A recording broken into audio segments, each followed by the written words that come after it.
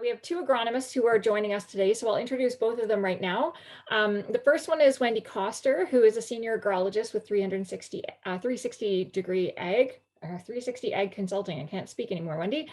Many of you know Wendy. She is from the Gilbert Plains area. She is a very strong cheerleader for agriculture and loves to promote agriculture as a rewarding option for those who are considering that as their career path. She's also extremely grateful to be recognized as the 2019 Prairie Region CCA of the Year, which I think we announced the last time we all joined together in person at this event, and as well the 2020 Canadian Association of Agri-Retailers Agronomist of the Year. So Wendy is going to open now, and following Wendy, we have Jason Voogt, who is the co-owner and lead agronomist of Field to Field Agronomy. He has 26 years experience as an agronomist working for ag, retail, and industry. And so he is going to kind of follow Wendy as they both talk, both from being very different areas of Manitoba in terms of the kind of variability and the kind of season even that they experienced with their growers this year. So Wendy, take it away. Let us know kind of what you were thinking about what you were experiencing this year and what Don was having to say about 4 hours for management fertilizer this year. Thank you so much, Marla. We just really appreciate this opportunity and so grateful that I got help with today's presentation. So when I say we, I mean all of us at 360 Ag Consulting. So we work in the parklands and we work with farmers who are growing lots of canola, wheat, some oats and barley, peas and soybeans. And so this good looking team here, we've got Karen, Miles, Jordan, Delaney, Kevin, Dalton, and myself.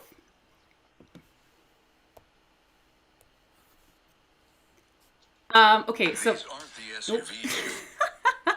I had some music queued up, but it is not going to work, so that is just fine. So these lyrics kind of popped into my head this fall while I was soil sampling, but don't worry, I will not be singing this Sarah Evans for you today.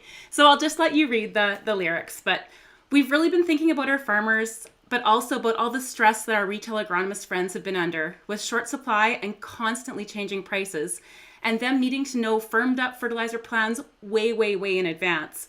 There's so many questions and so many unknowns. And lately we've heard rumors that even potash might not be available come this spring. So I'm trying to bribe some of our hockey friends and neighbors that work at the potash mine to start bringing it home by the pocketful. So this season, it was a dry one, but you know what? We made it through. We almost lost Jordan in some of the cracks, but the drought left residual N, and that's a blessing. So it seemed to us that fields that had more trash were better in this dry year.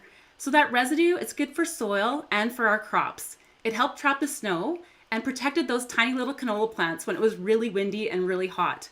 But the canola on the right-hand side here, that was canola on canola, and it had the straw baled off it in between those canola crops. And it had very, very little in-season rainfall. And as you can see, circled by those red circles there, that's the canola plants that made it through. So it struggled, to say the least. So we saw the drought effect wasn't consistent. All rested up and hoping that Christmas comes quickly. And most fields had areas where that yield just poured in. And it was in those areas that were able to hold a little bit more moisture or had a little bit more snow cover. And due to some very scattered showers, we were so lucky. We saw pockets of 90 bushel wheat just a few miles away from some 50 bushel wheat. So the number one question we kept getting this fall is, how much N do you think I have left? And there was no standard answer, and every farm and every field and every area of the field was different. So this year being so dry, there was no such good thing as a good prediction. Sure, call me back when it works for you. Our growers needed to know that they have high of residual nitrogen to grow peas.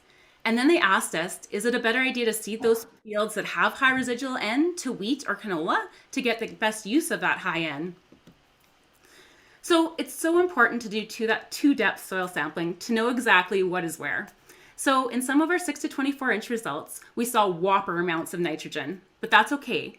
Because you know what, it could all be sitting about the 8 to 10 inches point there. So we don't have to panic that it's all gone too far for the roots to access for nitrogen and sulfur. Because we remember we actually hit 90 bushel wheat a few years ago, even though we were definitely not fertilizing for 90 bushels. So the roots then were able to access that N that was a lot further down. And for phosphate and potassium, just 1 year of soil test results is just a snapshot. But if you have multiple previous years of P and K levels for that field, that's like a scrapbook full of the best information possible. And a composite soil sample is a better indicator than no soil sample at all. But this year especially, we gained so much insight into the fields that were zone sampled. We could actually see that zone map looking through the windshield this fall. So these hilltops and gravel patches didn't contribute much to yield, but as soon as we got some August rain, whoa, was there ever crazy regrowth. And that moisture and more than enough N meant that this flowering canola in October was touching the bottom of the soil test truck. And the soil test results, when they came back for this exact particular zone, came back showing 120 pounds of total residual nitrogen. And I noticed there was a barley field that got silaged off near the end of July, and then it had epic regrowth.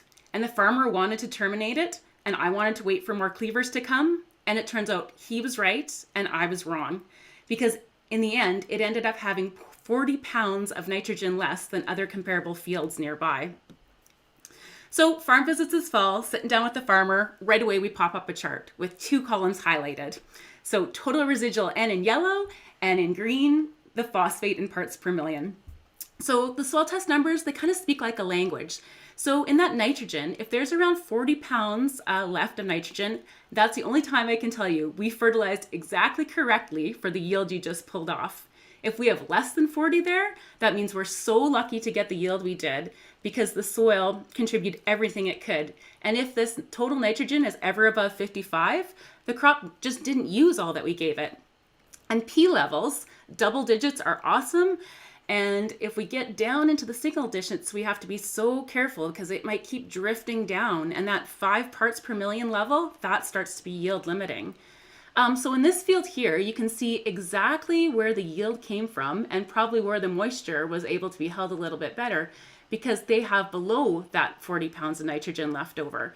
And it also makes sense that that's probably where the yield came from when we pop over the phosphate level here and we see those single digits. So that's just indicating, you know what, every year the phosphate that we put out there, the crop is actually yielding better and taking off more phosphate in the end than we end up adding. But this is why zone sampling is so interesting, because if you look in our zone 5, we have lots of nitrogen, but why would that be? And lots in the 0 to 6. Well, just like was mentioned earlier this morning, our salts are the problem that's limiting our yield here. So it's very salty. And when we look back to our phosphate, we're like, oh, that makes sense then that this is way higher than our optimal 15 because every year we're adding phosphate, but we're not taking off as much because it's not yielding as well no matter what we're growing there. But the great thing about this field and what we're really going to lean on is the organic matter. Organic matter is just this awesome, amazing stuff.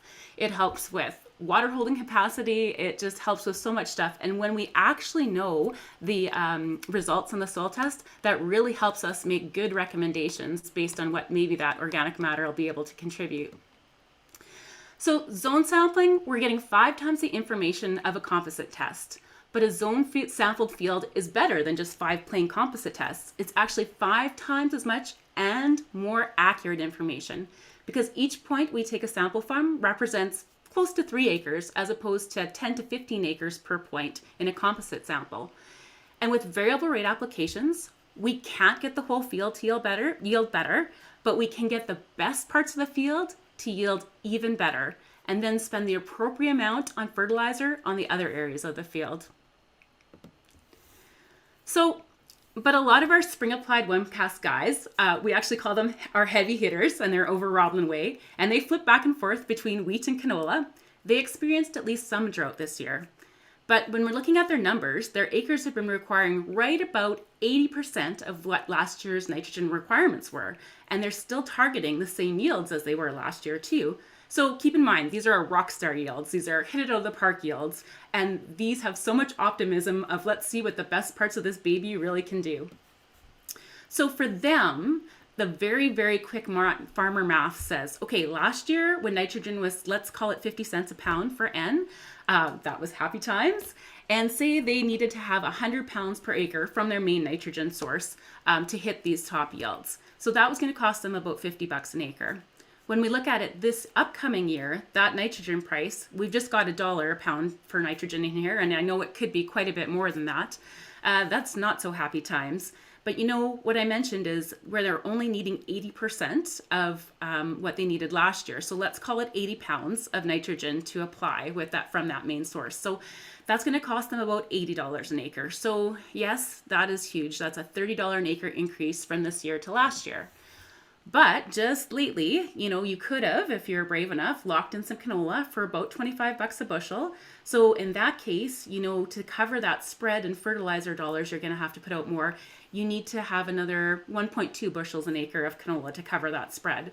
And for wheat, if you could lock in 10 bucks a bushel, you know, then that's looking at about 3 bushels an acre of wheat you need to cover that spread. So I know that's a really simple example, and the numbers aren't the same for everybody, and they would change by actual prices and your actual rotations and how much residual you have field by field, farm by farm. But it does help us answer the question, should I cut back on my yield goals? Well, no, not radically, but let's fine tune them and let's look really close at those zones and fields. So high commodity prices, this might be the time to think big. Like, let's set the table, because timely rains do it for us every time. And we just had a recent really big wet snow with ground that wasn't totally quite frozen, so that can only help out here in our case. So I'm talking about P, we need to know where your levels are at. So optimal, when I said that green column on the chart I pop up for you, optimal is 15 parts per million, but yield limiting is 5 parts per million.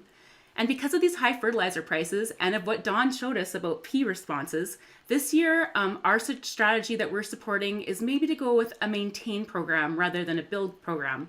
But remember, every other year, the comment we make on all of our recommendations was P is low and we need to build. So we look at the guys that have that phosphate level of 12 to 18 parts per million, and we say, okay, yeah, we can back off a little bit this year. But you have to remember, if you're cutting your rates back, we still want to use starter P, but it has to be at least 15 pounds is what we feel to be beneficial in that seed row. And that's for P or for K. And put that P and K for your cereals right in the seed row, or put that P for your canola right in the seed row. Because remember, it's not moving very far from where you put it. And we ask our guys to please, please, please promise us the next time phosphate goes down in price that they'll try and find some way to bump their levels up again. So ideally down a mid-row, but you know, then the question comes up, what if $1,000 a ton phosphate seems cheap from here on out? But for phosphate, we really need to know where we're sitting, and every field is different. So you can't just sample 3 fields and pretend like that'll help you make the best decision for your whole farm. And if we mine our background P level too much, we're going to be in trouble long term. Potash, it's doubly important for cereals because we get the potassium and the chloride. And so we're not pulling back with the chloride in our cereal recommendations this year. K, it's really hard to access in the soil, but it really helps out in a dry year. And we've noticed that some of our potash values or our K values were coming back high. And that's because we had that rain in August that may have inflated the numbers a little bit because it can fluctuate with moisture. But we have fields that have zones that are sandy, like a beach sandy. And when that comes back, it's the recommendations are we have to add on like 80 to 140 pounds of K. Well, there's no way we can afford to do that this year. So maybe what we'll do is just go with seed safe rates of potash with the seed. So sulfur. So this fall, there was lots of opportunity with some cheap sulfur fines available. And everyone was, oh, that's got to be a good idea, right? Well, when they asked me and asked our agronomists, spreading sulfur in the fall, it's just not really a good idea. And farmers were giving me these sad puppy dog eyes and questioning, what do you mean I can't spread my sulfur this fall when it's cheap? Well, is it really cheap? You know, if you don't know how much you could be losing and how much of that sulfur will actually be there when your canola needs it in the spring, because that sulfur is so mobile. It'd be a great thing if we could float that cheap sulfur fines in the spring, but the fall, there's just so much variability. And sulfur itself is variable across the field. So some zones even need a lot less than a minimum application rate would give us. Some zones even need 0. And if you're spending your money on that sulfur, remember you're getting that extra N because it's coming along for the ride anyways, but it might turn out that you don't even need that much extra nitrogen because of your residual. So we saw more baling than we usually do to help our neighbors near and far that had feed shortages. So you were baling off nutrients, and this is going to affect your soil test results in the medium and long term. Maybe now we'll be affected more by wind and water erosion too, and it seems like we always have these crazy west winds out our way in the spring. So could there be a creative solution to really help boost P levels long term? So what about early on with your neighbor if you made a deal? Hey, bales for manure, how does that sound? Manure, that'd be the gift that keeps on giving and show up in soil tests for years and years to come. So drought, early harvest, and an open fall led to everyone being out there with their bulldozers, track hoes, and scrapers. And there was so much land reclamation work done in this fall. So it was so dry that they were clearing out the cattails. But these new acres, what will it take to make them successful? We can make a plan, but can we even seed it? When things are dry, yep, maybe we can get it seeded. But if things turn wet, I don't know. And will those reclaimed acres be profitable? Is it worth pouring any inputs into them? And maybe they were sloughs and trees for a reason? Here in Zone 5, this very newly reclaimed land here is Zone 5. I'm going to point out a couple things. So if you look at that nitrogen, you're like, yes, look at all that. Could we do stuff like that? But then you look right away to the P column, and that's limiting. You look at the K column, that's limiting. But over on our salts, that's very, very, very limiting. And when we have high salts like that, we always want to check, wait a minute, does that make sense? Oh, look, our sulfur is at the off the charts levels too. So even though it says 120 and 360 for sulfur, that's maybe not what's actually out there. That's only as high as the lab can test. So this could be in the thousands and we'd never know. And even all this organic matter, unreal. But if we went with that, the recommendations wouldn't even call for any N to be added. So getting a crop to grow here, that's quite the gamble. So we get questions about which products to use. And what about enhanced efficiency fertilizers? They can be a really important part of the 4Rs, and we need to have a very lengthy discussion because spring banding of urea is actually the lowest cost option compared to enhanced efficiency fertilizers. And it has to be for a very good reason that you'd want to use those enhanced efficiency fertilizers. We really need to weigh out the risk versus the reward, and you have to know for sure that it's addressing some type of loss problem that you actually have for it to provide value. And remember, when you're comparing any fertilizer products, you have to make sure to figure out the cost based on the actual pounds per acre of the nutrient that it's being supplied.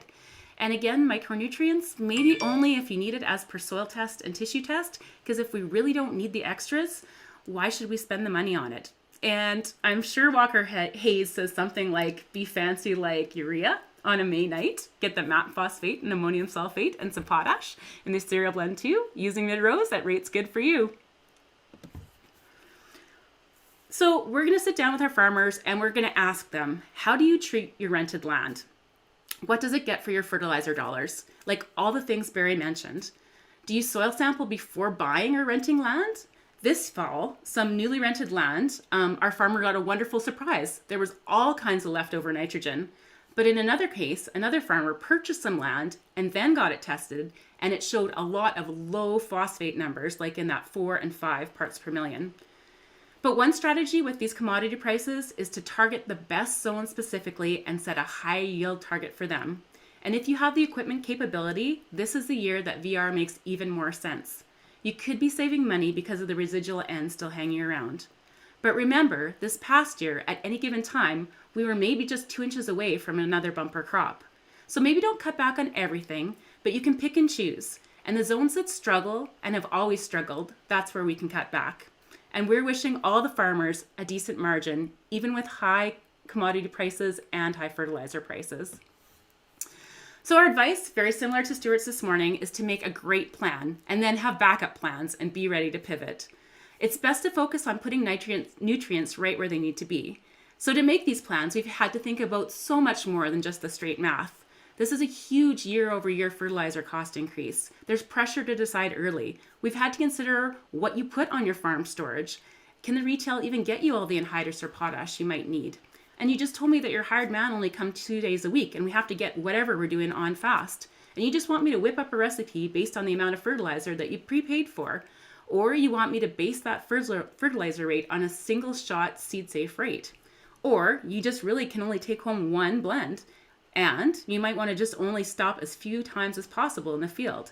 And I ask you, could we split the apply at the end? And then I ask you, are we sure we can even get pea seed? And maybe all good seed will be hard to find. So yes, we can really fine tune these fertilizer plans, but there's no such thing as fine tuning to a T.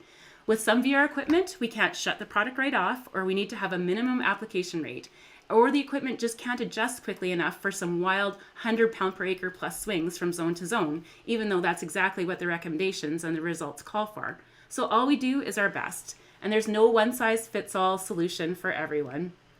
We might be changing this plan right up to the day before we hit the field, and if no one already told you, agronomists and those that work at ag retails are good people that put a lot of time and effort into individualizing the most suitable fertilizer options for their farmers. Keep up the good work, everyone. What you do matters. Thanks.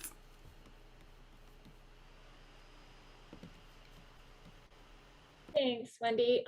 We are going to queue up Jason's presentation, and then we will be able to have some time for questions after that.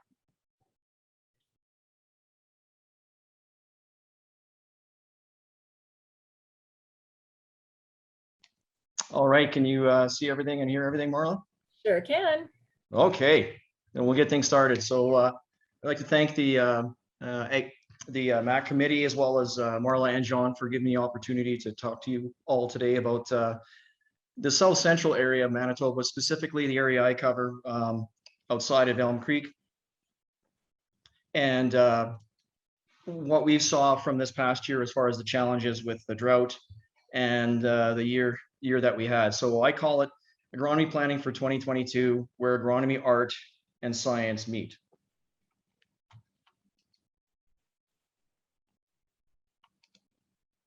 So I'm going to start out with something I saw on a t-shirt once about a definition of the agronomist, someone who solves a problem you didn't know you had in a way you don't understand.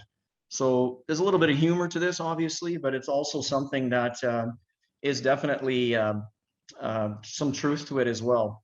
And this is what we do. However, when you have a year like we just had, even for some of us gray hairs, we haven't seen a situation like this where we had this kind of drought followed by the kind of spring with the insect pressure we had in crop. So we can't look back at history or even experiences to call on. So it was a very challenging year for all of us as agronomists as well. And in no other year or time is agronomy more important than now. So when we look at the year that it was, we thought 2020 was bad. Well, 2021 is the gift that kept on giving as well, where we had issues with flea beetle pressure, heat stress on plants, more insect issues with grasshoppers and cutworm, and then overall drought that affected a large part of the area.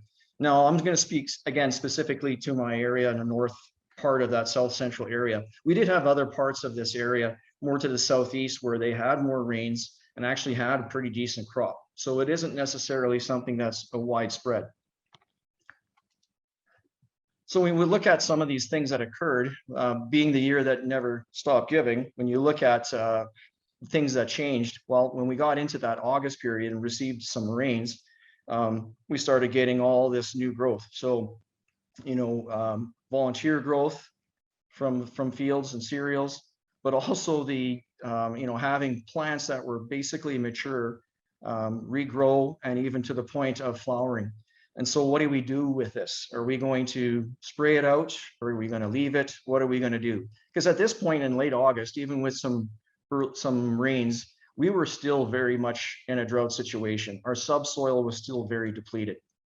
So what we had was two schools of thoughts with our growers in the fall. Do we let these volunteers grow so there's more physical plant mass to act as a snow catch for winter and then allow some more moisture capture? Or do we burn these volunteers down and the regrowth and conserve what moisture is there that has already fallen and keep the leftover nutrients in the ground to use in 2022? So when you look back at that, maybe nobody was really actually wrong in their decisions. But when you look at, how much water and how much nitrogen or nutrients were used in these in this regrowth and then these volunteers, well, it's considerable. If you look at these two different charts that I shamelessly borrowed from Marla and John from a webinar series they had back in October. If you look at the left chart at the water use, you can see it with canola, that late flower, early potting, and then heading and flowering with wheat is their optimum amount or the highest point of water use for that crop. So you can see this fall, we had a lot of situations where we had spring wheat, oats, volunteers that were heading, and canola, as Wendy showed in her slides there, that was flowering and even potting. So what do you have in those situations? It's considerable amount of moisture that's being taken up by those plants. And at the same time, nutrients. And I'm just going to focus on nitrogen and phosphorus today. But when you look at things like cereals, maximum nitrogen uptake between tillering and stem elongation. And then just look at these nitrogen uptake ranges from these different crops, but especially focus on the highs. So in the case of canola, when we're upwards of that plants that are flowering, we're up to that 70 pounds of N taken up by those crops or that canola field. And even in the case of wheat, barley, and oats, those highs are considerable, and that's now tied up in those plants. So when we look at, again, this regrowth, we talked about the moisture uptake, the nitrogen uptake. So just how much was really taken up in a real life scenario. So this example, the photo in this example comes from a consultant friend of mine down in Lakota, North Dakota, named Mark Huso Consulting. And so he shared with me that this particular wheat field that this truck is in, that you see to my right here, is it was a soil test that was taken after harvest. It was a 40 bushel wheat crop. So he had about 120 pounds of residual nitrate N in that soil. Now he soil tested the same field in that situation where you see there in the photo where he had all that regrowth. Now there was 30 pounds of residual nitrate. So we know that there is definitely a great amount of uptake happening. So a lot of our growers took the scenario of burning down to minimize the moisture uptake and nutrient uptake, in particular nitrogen, with a glyphosate burn down. There were top-ups to the glyphosate going on as well to manage other weeds at the same time. But there were a few others that chose to leave this volunteer or regrowth to allow for that snow catch. So it's important to understand that those nutrients are not lost in that volunteer or regrowth that was left to grow, but they're going to need time, warm soil temps, and moisture to recycle those nutrients back into a plant available form. And in many cases, what's going to happen is they're going to have to be tilled up and tilled into the soil to allow for those microbes to work on that plant material. So when we look at our residual soil test nitrogen that we had in our area, because of a significant part of our area to the east, especially in the heavy clays, we have high residual nitrogen left over. So is this a blessing now or a curse? You can look at it either way. So nitrogen left after a poor crop due to drought leaves it in the soil bank account, as you want to call it, to use to offset high nitrogen fertilizer costs. So definitely a blessing in disguise there. But the challenge now as agronomists and grower, hard to know just how much of that nitrogen you can count on for the 2022 crop. And this is where we talk about the art and science and coming up with a number. And in some cases, it might be a bit of a swag as well. But it also influences the rotation. And we heard the influence of rotation this morning from Sherry. But in our area where we have a lot of soybeans and peas getting into more of that rotation, there may be limits that, where you can put those pulses based on the high amounts of nitrogen.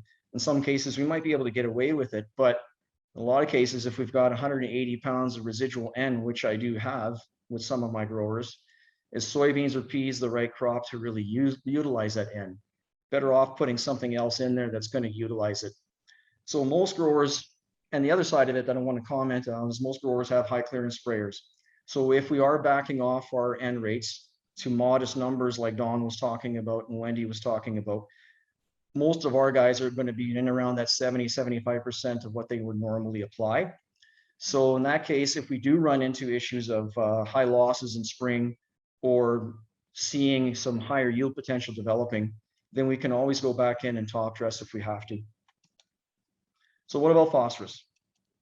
So like Don alluded to earlier, we've been in a very, very fixed strategy with building our soil P over time to get it into that optimum range of that 10 to 20 part per million Olsen.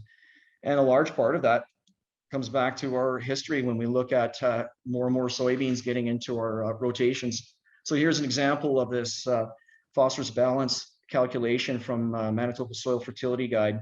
So here's a 4-year rotation with wheat, oats, canola, and soybeans, which is pretty common in our area. And looking at just, amount of P applied as far as just sufficiency. So you can see over that 4-year rotation, we're at a deficit here when it comes to phosphorus. So with more and more soybeans in the rotation, and the fact that we know through Don's research that soybeans respond to soil P rather than fertilizer P, we need to be, increasing those that amount of phosphorus in our soil to help feed those soybeans. So what we've done over the last number of years is that build strategy utilizing pre-plant banding, fall banding, and especially mid-rows, as well as broadcasting in the spring if it makes sense. And so if you can see this calculation now using a more of a building strategy and nothing for that year of the soybean, even though you're withdrawing from that phosphorus bank with the soybean year, you're still ahead of the game when it comes to the phosphorus you've built up over time. And we did this for the benefit of the soybeans, but I remember many, many times talking to our growers, because I've lived through and they've lived through the 2008 price increases with fertilizer. This is going to happen again, guys. Let's build these numbers to a point where if we get into this kind of a situation with high prices, you can effectively back off and be okay. So the only other thing I wanted to mention about phosphorus that we noticed with our soil testing this fall was some of the variabilities coming back in P. And so in some years, we see decreasing amounts, but this year it was more of the increase. So we know it wasn't because of shallow sampling, and definitely not because waterlogging, increasing P solubility, far from that. But what we were running into was sampling fertilizer bands. And I think in a lot of cases, the P is still there from the spring seeding operation. Fields were testing higher than normal, very possible because of hitting the fertilizer band from spring. So what do you do? And so what we have to look at there is, do we have soil test history to look at where we can verify the trends from those fields going back over time and be able to utilize that to help plan for 2022? And then encouraging growers to continue to soil testing, because it's the most inexpensive investment they can look at to get this kind of information to help them make better fertilizer decisions. So that's basically all I had. And thank you again.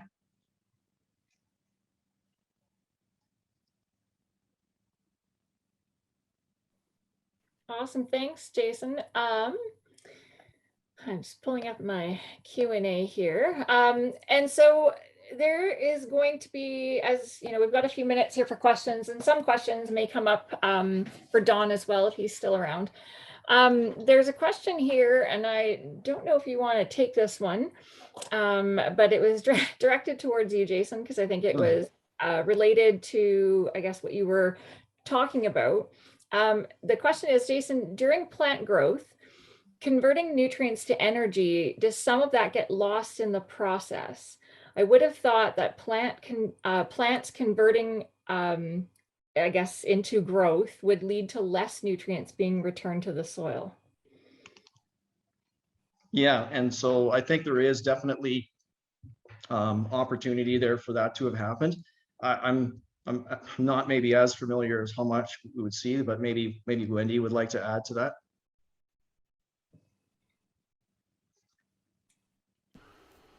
Yeah, no, I just know that I was extremely surprised when I did learn more about how much N that regrowth takes out, and just a recent meeting where they did a experiment with wild oats in pots and to figure out how much nitrogen was there, and I always thought that it would cycle through a lot faster than it actually does. So yeah, on top of using water and using the nitrogen that we're not going to see back for a while. So now I learned it's very important to terminate that regrowth, and I'll remember that for next time.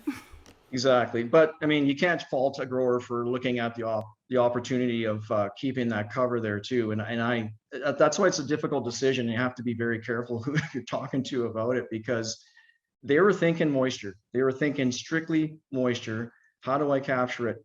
And so what they did essentially wasn't wrong. They just have to realize now that, yeah, that's going to take a time. And talking to John Hurd, John Lee, and others, the thought process was, well, if you're tilling this foliage into the ground, consider it to be like manure. You're probably only going to see maybe half of that end come back in that growing season. And that's with good moisture conditions, with heat, but it will also depend on, like Wendy alluded to, the rooting depth of that crop, but also the maturity of that crop. Is it a short season or a long season? So corn, sunflowers, and even canola to a degree are going to probably be able to access more of that end just because they're out there longer. Another question, are either, and I'll have both of you respond to this one. Are you suggesting or recommending spring soil testing prior to seeding on some of the high-end fields to be more accurate with what we put down for fertilizer in spring? Ladies first, Wendy. Oh, that's a really lovely idea. Time-wise, we might be in a bit of a crunch. Yeah, but if we get results that do not seem right at all or seem abnormally high, the recommendation is, if you can, to try and resample again in the spring. Yep, and Wendy's exactly right, because that's what we've noticed too. And I think what we've noticed is, depending on when the soil test was done this fall, we've noticed a big flush, which I remember Dawn talking about, that birch effect, where we had such dry conditions that those microbes pretty much became static. And it wasn't so much those August rains, but the rains we got from September into October. And then we soil sampled corn ground that had been harvested. I've got upwards of 200 or plus pounds of nitrogen, and a good portion of that is in the top 6 inches. So that's telling me, I think a lot of that came from the mineralization that happened in the fall. And you got to remember, we were really warm in the fall for quite an extended period. So if enough of that moisture got those microbes going, it's very possible. So those are definitely fields that I definitely want to try to get out there in the spring. But like Wendy said, we have to do these tests in the fall, because logistically, even if every retail was out there doing it and every grower, we probably still wouldn't be able to get all the fields done in time. Jason, with high soil residual N, could we anticipate that soybeans would respond similar to what we would see on manure treated land? Yep, you can. And I think that came from Jeneth there. So I know she's going to try to stump the chump, which I'm sure she will. But the issue there is it would, depending on whether or not you've had soybeans in that rotation. So if you've had soybeans in that field in rotation for quite a few years already, and have had successful nodulation in those years, there's likely going to be a good background rhizobium population there that could still help nodulate, even despite having the high residual nitrogen there. So John Hurd had done a little squirt and look type study where he had applied nitrogen or urea to virgin soybean fields and also to soybeans or ground that had soybean history.